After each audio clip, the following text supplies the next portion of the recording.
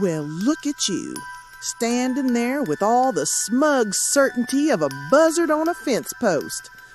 I see the little list you've made, the petty grievances and the trivial concerns you've brought to my porch, the same way you might bring a wilted daisy to a funeral. And I ask you, why do you think I called you here? For company? Don't mistake this for a tea, Carty dear. This old house holds the whispers of things that matter, and I won't tolerate any more small-town gossip when the very ground beneath us is being scorched. You prattle on about this and that, this lie or that inconvenience, but you are utterly blind to the shadow growing so large it is swallowing the sunlight right out of our glorious country. Those masked so-called officers stomping through and snatching up people like Sherman through Georgia, like some common pest to be eradicated. That should be a cold, hard spike through your heart.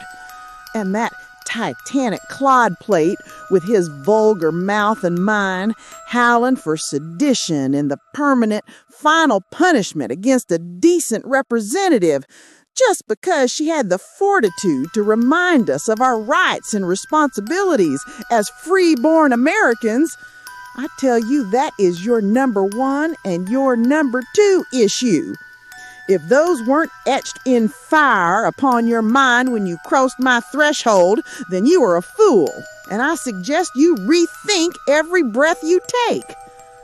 Oh, the others are important. I'm not saying they aren't. They're like dust motes in the air of a closed room. But the loss of rights, the absolute, terrifying loss of freedom, and God help us, the loss of life, that would make clear in those other little lies, those other irritations, and repairing the destruction of our American institutions near about impossible. Do you understand me? You stand too close to the precipice to be dawdling over a chipped teacup. You are within the reach of a terrible storm, and where I stand, I can spit in your eye with hardly any effort at all.